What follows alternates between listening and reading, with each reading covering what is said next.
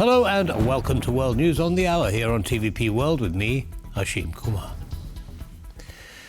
The Christian Democratic CDU in Germany have confirmed their first names for the upcoming government under the likely next Chancellor Friedrich Merz. As expected, the foreign ministry will be led by Johann Wadephul. Wadephul was long rumoured to be the frontrunner for the position, one of the more progressive members of the largest governing party. Wadephul is a proponent of allowing Ukraine to use Western-delivered long-range weaponry against targets on Russian territory. He was in the past an ally of former Chancellor Angela Merkel, putting him at times at odds with current party leader Merz. Wadephul will succeed Annalena Baerbock of the Greens, who has held the position in the Scholz administration. It'll be the first time a CDU politician will be foreign minister in almost 60 years.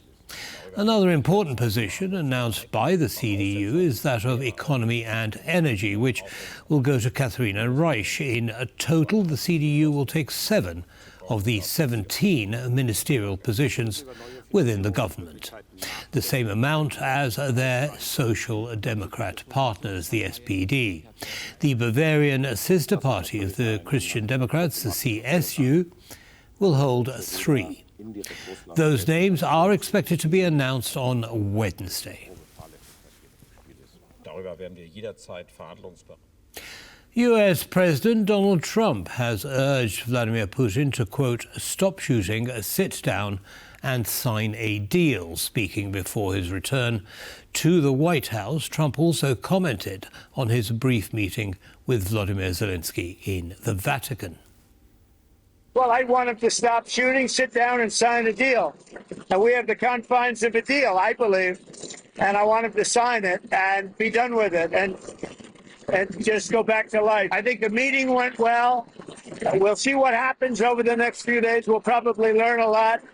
I was very disappointed that missiles were flying by Russia, but that missiles were flying. Very disappointing. We'll see how it goes. On the Iran situation, I think we're doing very well. I think a deal's going to be made there. That's going to happen. Pretty sure it's going to happen. We'll have something without having to start dropping bombs all over the place. Russia wants to deceive America, according to Ukrainian President Vladimir Zelenskyy. In his most recent nightly address, Zelenskyy said that increased pressure on Russia is necessary to stop the war. The Russians talk a lot about their alleged readiness to accept American proposals, but so far there have been no signs of the Russian army preparing for real silence. On the contrary, since Easter, the occupier has resumed its usual assault activity. Of course, at the cost of significant losses. The Russians are trying to advance. And every day of such battles at the front proves that Russia is really trying to deceive the world, to deceive America and others, and to further prolong the war. And that's why we need pressure. Pressure is indispensable to make the Russians take all the steps, whatever's necessary, to stop the war. A 2-day summit of the Three Seas initiative begins in the Polish capital on Monday. The event will bring together leaders from Europe, the US, Japan and Arab countries. The main topics will be infrastructure development, energy security and a decade of cooperation in the region. We're going live now. You're seeing live pictures there at the summit. Just some background on it. The event is hosted by President Andrzej Duda, and he will host officials from 23 countries, including 12 presidents and US Secretary of Energy Chris Wright. The first day of the summit includes a high-level business event at the Three Seas Business Forum with participation of President Duda. Croatian Prime Minister Andrej Plenković and the US Secretary of Energy Polish Prime Minister Donald Tusk will greet Chris Wright at 10 a.m. ahead of the forum.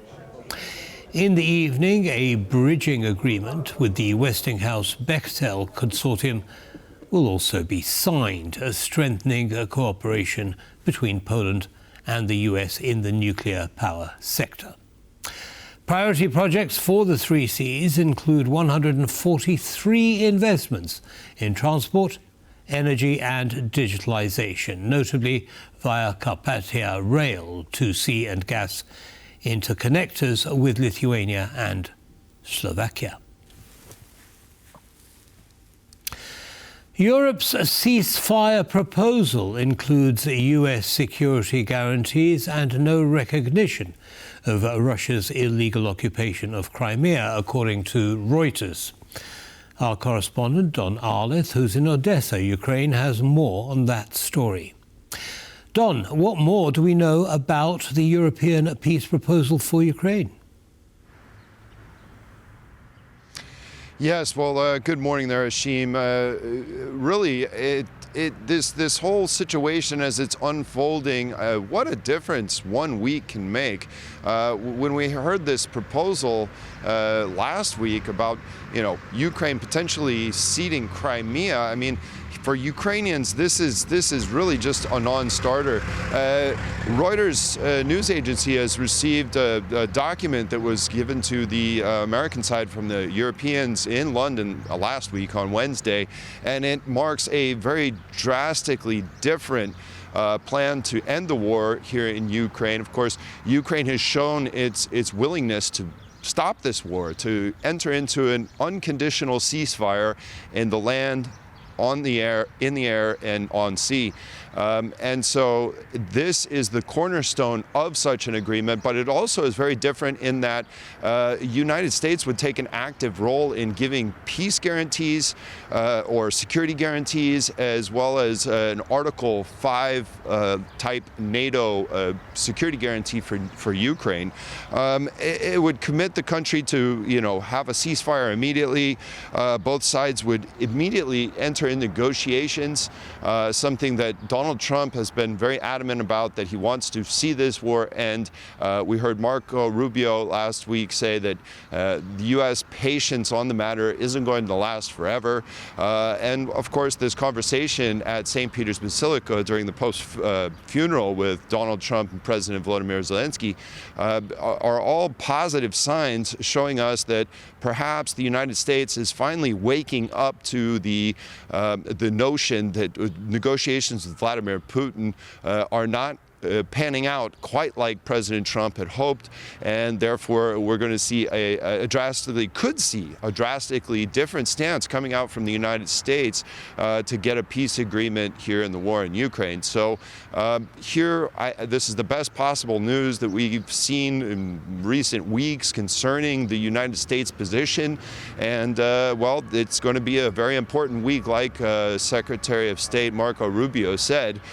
So we're just going to have to wait and see exactly how this all pans out this week. Hashim? Thank you, Don. A very important week, as you say, and stay safe out in Ukraine. Bye for now. North Korean authorities have confirmed that the regime did send troops to fight alongside Russian forces in the Kursk region. It marks the first time that North Korea has officially admitted to sending soldiers to fight the Ukrainian army. In a statement released by the state-run KCNA news agency, the North Korean Workers' Party described the deployment as, quote, the highest level of militant friendship. The Central Military Commission of the party stated that Kim Jong-un authorized the deployment based on a strategic partnership he signed with Vladimir Putin last year. In the release statement, Kim praised the North Korean soldiers who participated in the clashes in Kursk, calling them, quote, heroes and representatives of the honor of the motherland. The announcement came soon after the commander of Russia's 810th Brigade stationed in Kursk told Vladimir Putin that the remaining Ukrainian soldiers in the region would soon be destroyed.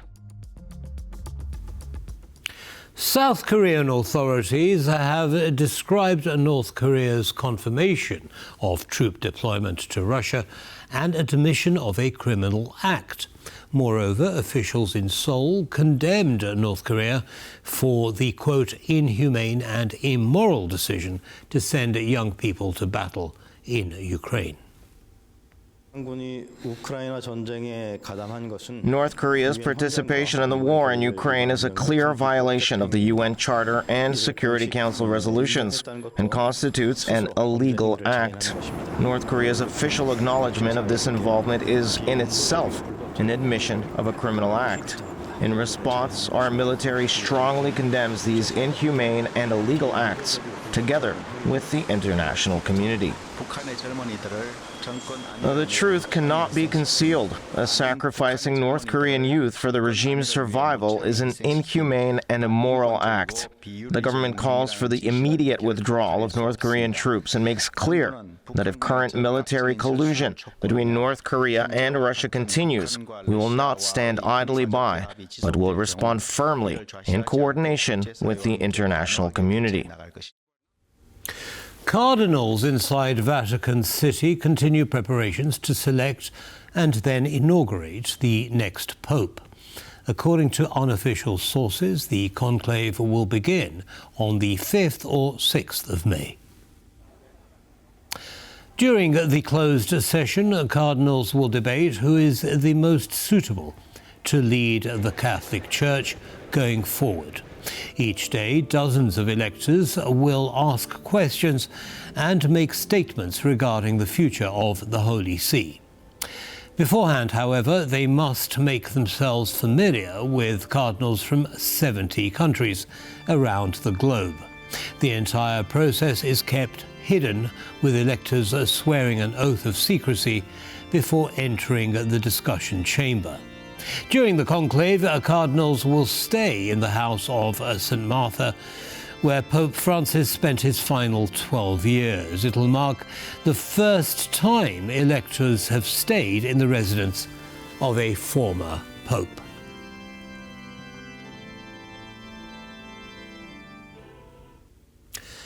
An emotional vigil was held in Vancouver, Canada on Sunday, a day after 11 people were killed and dozens injured when a driver ploughed into a Filipino street festival with his car. Police arrested a 30-year-old Vancouver man at the scene of the incident on Saturday evening, describing him as having had a, quote, significant history of interactions with authorities involving mental health issues. They also said there was no evidence of terrorism. It's kind of like you can be strong and weak at the same time. And, you know, the efforts with gathering with not just the Filipino community, but everybody. And if you've been to a Filipino event or organizer, there is a saying called isang baksak. And it means when one falls, we all fall. But again, when one rises, we all rise. The turnout here shows that there's a lot of love for the Filipino community. The fact that all levels of government, as far as elected politicians that were here, coming out in solidarity with the Filipino community shows that the Filipino community is loved and welcomed here. We have resilience, we have heart, and we have compassion for one another. And I think that's what's really important right now, especially as community is together. Everyone is coming together at the vigil and showing their love, their support, and their respect for such a horrific incident that followed after such an amazing event. So I think that's what we need to continue to do, is be resilient, continue to resist against hatred. And on that tragic note, we say goodbye at the end of this bulletin, but we will be back on the hour, so see you then. Bye-bye.